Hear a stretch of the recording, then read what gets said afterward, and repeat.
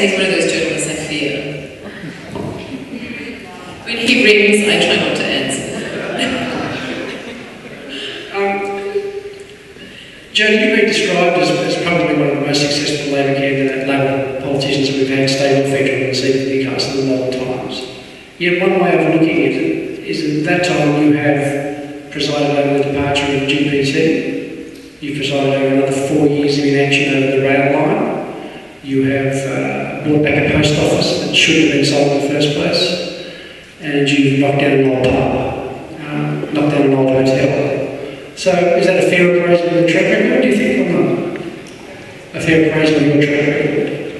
No, I don't think it is. I think that yes, GPT left, and I think most people know that that caused me to look within myself about whether I wanted to stand again. But I guess in one way that sort of fueled me whatever it is inside me that wants to do this. But there's $130 million in New South Wales government investment in the CBD alone over the last 12 to 18 months. Yes, the post office, sold by the Liberal Howard government. Yes, we bought the Empire Hotel site, we've handed $10 million over to the university, we've got the Infrastructure Australia exhibition there, we've committed $94 million to a new justice precinct, we've got a coastal master plan which, when I came in, there was an all-out war between council and the surf clubs. We now have a plan for 11 kilometres of our coast. There's been countless other projects, the cruise terminal, we brought back the pump house I noticed up there, which has been handed over to LPMA. Nobbies, we've seen it open for the first time in 150 years. The list of projects I was going through that I reckon I could tick off in this electorate alone, so beyond about 150, 200 projects that I've been able to deliver in this electorate. And I think I've been successful because I think I've been able to think differently about how to do it. Corroborative is a good example. 15 years council has been, and the state member, trying to negotiate that land. I went to Hunter Water and I said, right, how do we do this? Can we think about differently how we negotiate that land? What we ended up doing was exchanging that land for giving some extra land to Newcastle Council, which was the obelisk and some waterfront land, because that took the maintenance of the balance sheet of Hunter Water. There's really small issues compared to the big issues that Newcastle are facing. We've still got a dilapidated CBD, a honeysuckle that's dragging things out.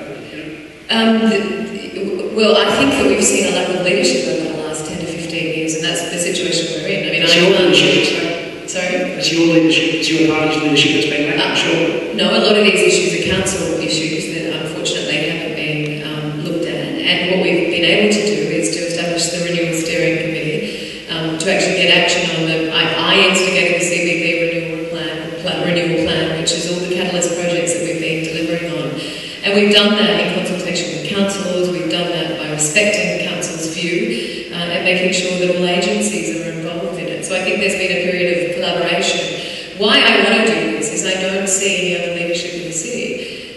There have been issues that I have led on that have been very much council orientated, but I think we've got to a point now where I respect all councillors, I work well with all of them, and I work well with all levels of government. So, look, this question was asked at the Property Council talks the other day at lunch, but it's such a good one, I'll ask it again. In 2007, you got up and said that it wasn't worth Newcastle having a Member of Parliament unless that Member of Parliament was a member of the government. Now in 2011, you are very unlikely, I'd say it's impossible that you're going to be in the government if you were to win the seat.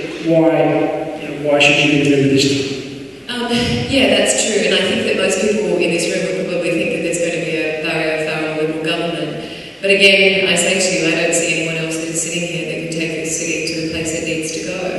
We're on the cusp of great potential here. We've achieved so many wonderful things in the last 2 to 3 years, and I believe that's because I've been bolder in thinking than what we've had here before.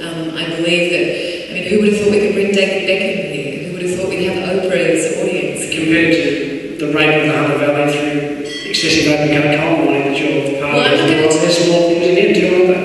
Well, I'm not going to turn my back on coal, and I've said this previously as well, but I have been the one person in Cabinet that has pushed for this strategic plan, and when the Premier came out with the 10-point plan this week, I was